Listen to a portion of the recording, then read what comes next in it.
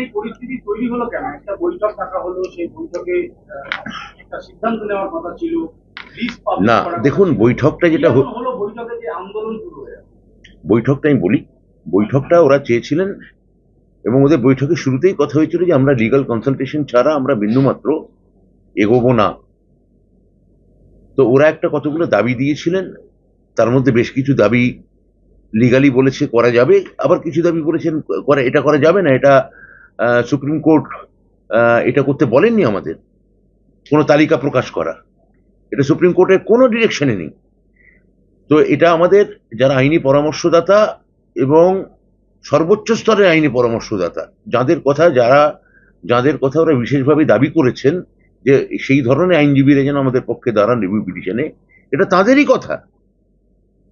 তো সেটা একটা পার্ট আমরা করতে পারিনি, কিন্তু এমন নয় যে করতে পারিনি মানে যে আমরা সেটা লিগাল কনসালটেশন নিইনি। এবং আমরা ওই বৈঠকেই বলেছিলাম যে আইনি পরামর্শ পেলে তবেই করতে পারবো, আমরা পাইনি তাই করিনি। এই বলছি যোগ্যের তালিকা প্রকাশ করতে পারলেন না কেন? আর যদি আইনি পরামর্শ অনুযায়ী না পারে তাহলে কারা বেতন পাবে, কারা স্কুলে যাবে, এগুলো নির্ধারণ হবে কি করে? সবকিছু তো এর পুরো তালিকাটি আমরা কি বলেছি।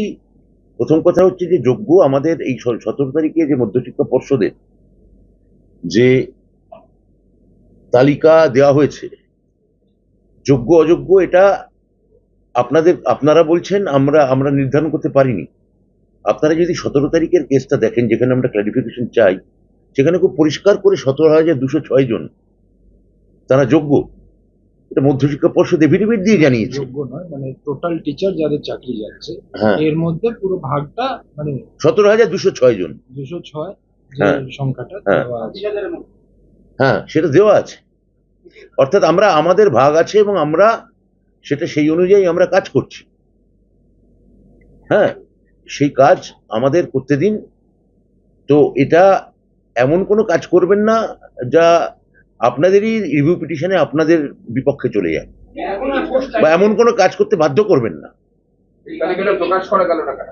আইনি পরামর্শ পাইনি, আমি যে বললাম আপনাদের।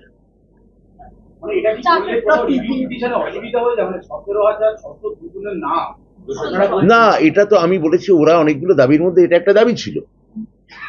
আমরা ইতিমধ্যেই আমাদের যে ক্লারিফিকেশন সেটা অনুযায়ী যোগ্য শিক্ষকদের ওরা বলেছেন কাজ চালিয়ে যেতে। তাহলে আমাদের যে স্কুল দপ্তরের যে সিস্টেম, সেই সিস্টেম অনুযায়ী এটা করা হচ্ছে। এখানে অনিশ্চয়তা কোথায় সেটাই তো আমি বুঝতে পারছি না।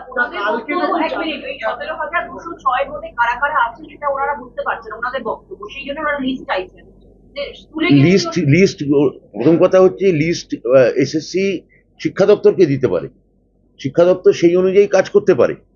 কথা হচ্ছে যে এদের মধ্যে একজনকেও, যাদের কথা আপনারা বলছেন, তাদের কাউকে কি টার্মিনেশন লেটার দেওয়া হয়েছে? উত্তর হচ্ছে না। এদের কাউকে কি কোনো কাজে যোগ দিতে অসুবিধা হয়েছে? উত্তর হচ্ছে না। এদের কাউকে কি কোনো বেতন বন্ধ করার নির্দেশ দেওয়া হয়েছে? উত্তর হচ্ছে না। এদের কাউকে কি কোনো কাজ করার ক্ষেত্রে কোনো সরকারি আধিকারিক কোনো বাধা সৃষ্টি করেছেন? উত্তর হচ্ছে এক দুটো জায়গায় করেছেন, সেখানেও আমরা সক্রিয়ভাবে হস্তক্ষেপ করে যাতে এরা প্রত্যেকে কাজে যেতে পারেন আমরা তার বন্দোবস্ত করেছি। তাহলে যেখানে অনিশ্চয়তা নেই, খামোকা এমন কোনো আচরণ করা উচিত না আন্দোলনের স্বার্থে যেটা তাদের রিভিউ পিটিশনকে দুর্বল করে। তাদের সঙ্গে কথা বলেই তো আমরা এগোচ্ছি। একজন করে না বললে আমি বলতে পারবো না।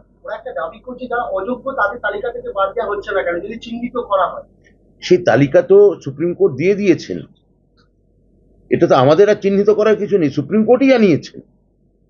তা সেটা আছে, পাবলিক ডোমেনেই আছে। তা যেটা আমাদের এসএসসি করতে পারবে না, যেটা এসএসসির ক্ষেত্রে বাধা আছে, সরকারি স্তরে আমরা তো কাজটা করছি, তা সেটা আমাদের করতে দেওয়া হোক।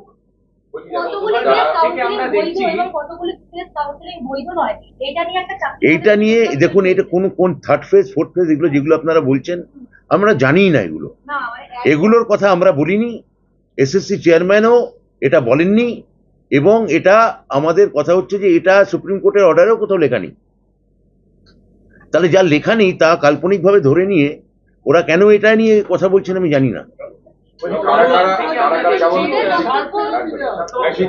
শিক্ষাকর্মী বা থার্ড ফেজ থেকে বাকি কাউন্সিলিং এ যারা আছেন, বা যোগ্য টিচার অযোগ্য টিচার কারা কারা স্কুলে যেতে পারবেন এবং কারা কারা বেতন পাবেন এই তালিকাটা যদি আপনি মানে বলেন যোগ্যর মধ্যে কারা এর মধ্যে আছে?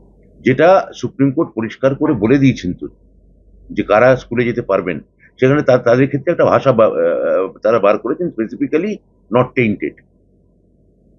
তো এটা সেই অনুযায়ী তো আমরা এগোচ্ছি। তো এটা এই মুহূর্তে এটাকে নিয়ে জলঘোলা করে ওরা নিজেরাই নিজেদের রিভিউ পিটিশনের ক্ষেত্রে আমার মনে হয় বিপদ টেনে আনছেন। এটা আমার মনে হয় ঠিক নয়, যেখানে আমরা তাদের স্বার্থে মুখ্যমন্ত্রী সর্বতভাবে তাদের পক্ষে থাকার নির্দেশ দিয়েছেন, তখন এই সহযোগিতাগুলো আমার মনে হয় করা উচিত। গতকাল রাত থেকে আমরা দেখছি এসএসসি চেয়ারম্যান সহ প্রচুর মহিলা আধিকারিক তারা আটকে রয়েছেন ভেতরে, এবং একটা ছবি দেখা গেছে খাবার নিয়ে যাওয়ার ক্ষেত্রে গতকাল রাত্রিবেলা কিছু বাধা পেতে হয়েছে, যারা আপনারা খাবার অর্ডার করেছিল সেই খাবার বা জল ঢুকতে একটু সমস্যা হয়েছিল। আপনারা কিভাবে পর্ষদের ক্ষেত্রে? না, এটা কেবলমাত্র এসএসসির ক্ষেত্রে না, পর্ষদের ক্ষেত্রেও একই জিনিস এখানে হয়েছে। হ্যাঁ, এই যে পর্ষদের ক্ষেত্রে অনেক মহিলা কর্মী এখানে ভেতরে আটকা পড়ে আছেন। পর্ষদের ক্ষেত্রে একটা বাড়তি জিনিস আছে, এখন মাধ্যমিকের কাজ চলছে রেজাল্টে, অর্থাৎ মাধ্যমিক পরীক্ষার ফল বেরোবে এবং সেখানে খুব গুরুত্বপূর্ণ ডকুমেন্ট সেখানে আছে। সেখানে এই কাজকে ভণ্ডুল করা বা পণ্ড করা এটা ঠিক নয়। এখানে লক্ষ লক্ষ ছাত্রছাত্রী ভবিষ্যৎ জড়িয়ে আছে।